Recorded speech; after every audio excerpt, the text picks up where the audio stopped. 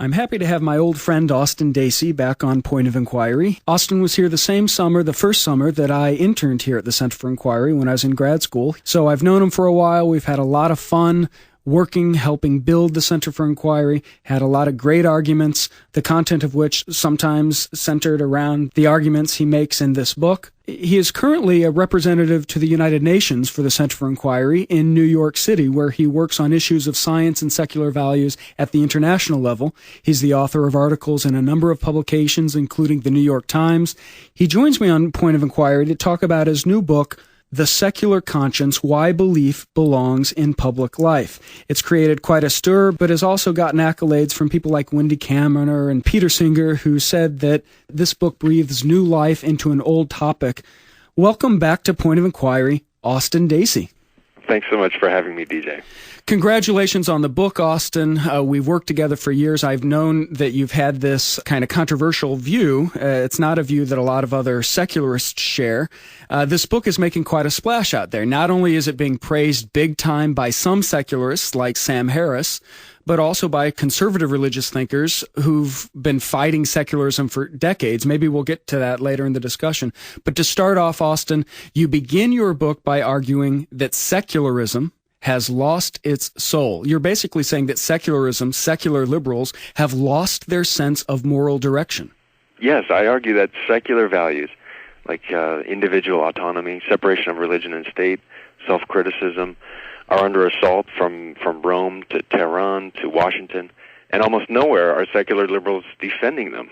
The religious claim a monopoly on morality, and secular liberals stand accused of standing for nothing. Now, here by a secular liberal, and I consider myself one, I don't necessarily mean an atheist or agnostic, but anyone for whom gods and religion make little difference, who puts the here before the hereafter, and the freedom of the individual morally prior to the good of the group. So I say far too many secular liberals today are afraid to talk about religion or to use the language of virtue and vice, good and evil, sin and redemption. And so we have abandoned the field of morality to the religious. The heart and soul of the very idea of the secular open society, I say, is conscience. And that is what we have lost. I see your point that secularism has lost its soul when you talk in the book about how secular liberals failed to speak out about the big Muslim cartoon controversy.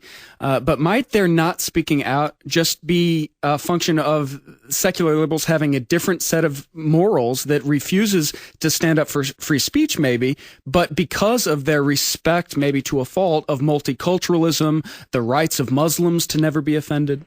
Look, the secular open society has met its antithesis. We are being tested in a confrontation with radical Islamism.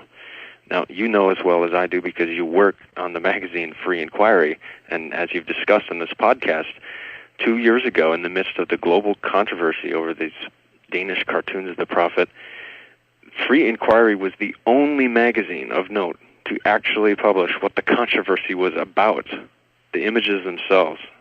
And for this, we were promptly banned from the shelves of two major book chains. The New York Times, the Washington Post, the LA Times, Boston Globe, all the so-called liberal papers saw fit to run a story about the controversy without running what the controversy was about. Just think about that. In effect, they concurred with, I think, the bone-chilling comment from the Vatican that, quote, freedom of expression does not imply the right to offend the religious sensibilities of believers. Now, if ever there were a victimless crime, it's blasphemy. Why were so many Western liberals unwilling to stand up and say so? What could explain this shameful failure to confront radicalism while at the same time engaging with the internal reformers of the faith, of which there are millions? Was it fear? Yes, but also, I say, a kind of debilitating confusion. We secular liberals have contracted a conceptually transmitted disease, a moral malady, and the symptom is the inability or refusal to grapple with matters of conscience, in which I include religion and values, in an open and objective way. might it be argued that some secular liberals refused to publish those cartoons because they were standing up for a commitment to not offend Muslims. They prized diversity and, that a person's personal religious beliefs should not be skewered and made fun of. As Wendy Kaminer says, if you're living in a free society and you're not offended at least once a day, there must be something wrong with you. Now, surely many people are well motivated by their respect for others, the respect for religious believers. But actually, I think religions don't deserve respect. Religions don't deserve respect. Religions are collections of metaphysical ideas and ethical ideals. So ideas are either believed or disbelieved. Ideals are either affirmed or denied. What deserves respect or not are persons. And the way you respect a person is not by agreeing with everything that he or she says, but by holding that person to the same intellectual and moral standards to which you hold yourself. Anything less is not respect, it's indifference. So sometimes in order to respect religions, we must critique people's religions. Jim Wallis on the left and others seem to be working to help secular liberals get their soul back, something arguably you'd be in favor of. They're working for Democrats to take back the language, the power of talking about these moral issues, to use the rhetoric, the language of right and wrong. Yet you seem to even have a problem with that agenda. I think this illustrates the moral bankruptcy of the secular liberals. I mean, consider what's been happening with the Democratic Party, especially since 2004. As you point out, they've been getting religion. I mean, even Hillary Clinton has been to the mountaintop, or at least she's hired a consultant who has. She recently told an assembly of Baptist denominations in Atlanta that while faith without works is dead, works without faith is just too hard. But at the same time, evangelicals are more and more talking about something other than just sex, right? The evangelical agenda has enlarged to include the environment and poverty, HIV, AIDS, genocide. So this religious left, as Jim Wallis calls it, is born.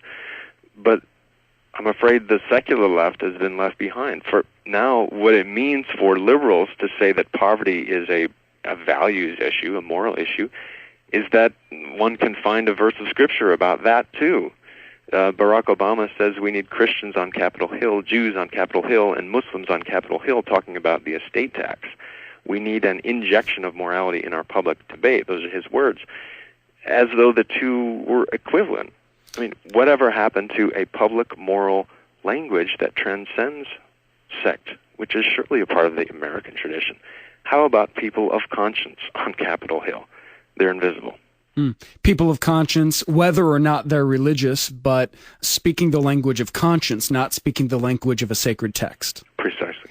I'd like to let our listeners know that you can purchase a copy of The Secular Conscience, Why Belief Belongs in Public Life, through our website, pointofinquiry.org.